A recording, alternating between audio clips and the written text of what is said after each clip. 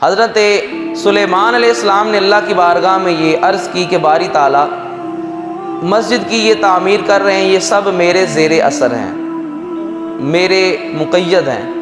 اور اگر میں فوت ہو گیا اور ان کو پتہ چل گیا تو یہ بھاگ جائیں گے اور تعمیر بھی مکمل نہیں ہوگی۔ رب تعالیٰ کے حکم سے، رب تعالیٰ کی توفیق سے آپ چھڑی کے سہارے کھڑے ہو کر عبادت کرتے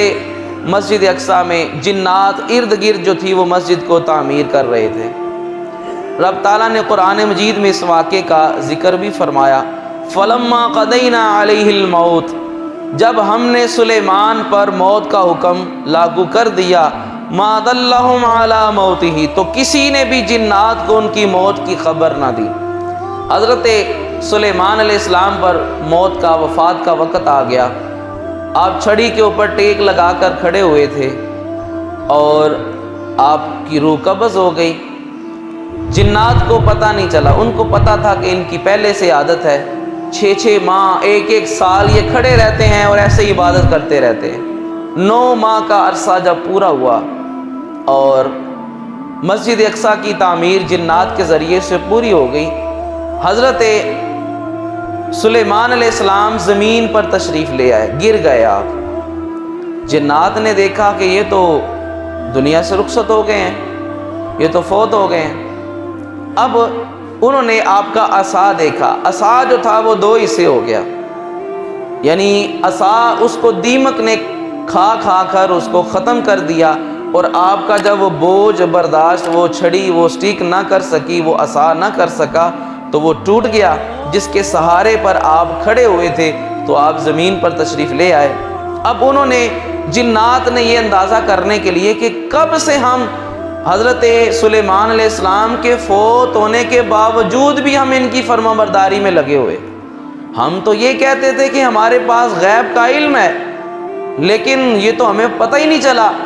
اب وہ جنات، انہوں نے اسی طرح کی ایک چھڑی بنائی، دیمک لی اور اس چھڑی کو لگا دی، اور دیکھتے رہے کہ کتنے عرصے میں ایک دیمک اس چھڑی کو کھا جاتی ہے۔ تو 9 ماہ کے عرصے میں اس دیمک نے چھڑی کو کھا لیا۔ تو پھر ان کو پتہ چلا، رب تعالیٰ نے قرآن میں بھی اس کا ذکر کیا، إِلَّا دَابَّةُ الْأَرْضِ تَأْكُلُ مِنْ سَأَتَهَا، ہاں وہ جو زمین کا ایک کیڑا ہے، دیمک ہے، اس نے ان کا عصا کھا لیا۔ فَلَمَّا خَرَّ، جب زمین پر گر گئے حضرت سلیمان علیہ السلام، تَبَيَّنَتِ الْجِنُّ أَن لَّوْ كَانُوا يَعْلَمُونَ الْغَيْبَ مَا لَبِثُوا فِي الْعَذَابِ الْمُهِينِ، تو تب جنات کو معلوم ہوا کہ اگر ہمیں غیب پتہ ہوتا تو ہم عذاب میں کیوں رہتے، ہمیں تو حضرت یوسف علیہ السلام کے ہم تابع ہیں، اور کون آزادی نہیں چاہتا، جب وہ دنیا سے چلے جاتے ہم آزاد ہو جاتے، لیکن ہمیں تو پتہ ہی نہیں کہ 9 ماہ کا عرصہ گزر گیا ان کو دنیا سے گئے ہوئے، لیکن ہمیں آج تک پتہ ہی نہیں چلا، ہم یہی سمجھتے رہے یہ کھڑے ہیں اللہ کی عبادت کر رہے ہیں۔ تو اللہ رب العزت نے اپنے انبیاء کو یہ شان عطا فرمائی، اور پھر اس میں اللہ کے نبیوں کا جو معجزے ہیں ان میں سے ایک معجزہ یہ بھی ہے، کوئی بندہ فوت ہوتا ہے، آپ نے بھی دیکھا ہے، ہم نے بھی دیکھا ہے، 9 ماہ کے عرصے میں بالفرض سردی بھی ہو تو 9 ماہ کے عرصے میں گرمی آ جاتی ہے، اگر گرمی ہو تو سردی آ جاتی ہے، یعنی 9 ماہ کے عرصے میں یہ نہیں ہو سکتا کہ ایک ہی موسم رہے، سوائے چند ایک ممالک کے کہ جہاں پر زیادہ عرصہ سردی رہتی ہے، لیکن یہ جہاں کا یہ واقعہ بیان کیا جا رہا ہے بیت المقدس کا، مسجد اقصیٰ کا، تو وہاں پر تقریباً ہماری طرح ہی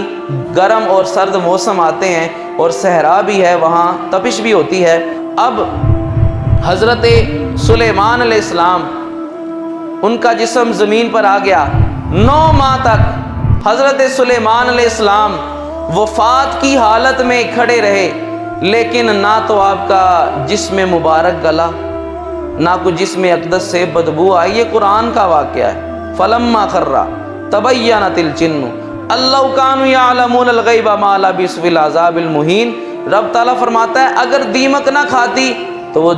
جتنے سال چاہتے وہاں پر کھڑے رہتے، لیکن دیمک کو اللہ نے حکم دیا، کیونکہ رب تعالیٰ جانتا تھا کہ مسجد اقصیٰ کا کتنا کام باقی رہ گیا ہے، تو اتنے عرصے میں وہ کام بھی مکمل ہو گیا، حضرت سلیمان علیہ السلام بھی زمین پر تشریف لے آئے اور ان کو پتہ چل گیا کہ یہ تو اتنا عرصہ ہو گیا دنیا سے رخصت ہو چکے ہیں، تو اگر باہر کی ہوا، یہ جو آب و ہوا ہے، اس میں رب تعالیٰ نے ایسا نظام رکھا ہے کہ یہ کسی بھی صاف ستھری چیز کو بچنے نہیں دیتی۔ آپ نے دیکھا ہوگا کہ پیکنگ کوئی چیز، آپ پیک شدہ چیز لیں تو اوپر لکھا ہوگا سورج کی روشنی سے بچا کے رکھیں۔ یہ بھی لکھا ہوگا اس کو ہوا سے، وہ ہوا اور ایئر ٹائٹ ہوتی ہے وہ، کہ اس میں ہوا نہیں جا سکتی، کیونکہ ہوا جب کسی چیز کو، تازہ چیز کو لگتی ہے تو وہ اس کو خراب کر دیتی ہے۔ تو حضرت سلیمان علیہ السلام کے اس واقعے سے اندازہ لگا سکتے ہیں کہ قبر میں تو انسان کا جسم بالکل ڈھکا ہوتا ہے، نہ آب و ہوا دنیا کی وہاں جاتی ہے، وہاں کا سسٹم علیحدہ ہوتا ہے، تو جو 9 ماہ جن کا جسم باہر کی آب و ہوا خراب نہ کر سکی، تو قبر میں بھی رب تعالیٰ ان کے جسموں کو محفوظ رکھتا ہے۔ ان اللہ حرم علی الارض ان تاکل اجساد الانبیاء فنبی اللہ حی یرزق۔ حضور نے فرمایا اللہ رب العزت نے زمین پر حرام کر دیا ہے،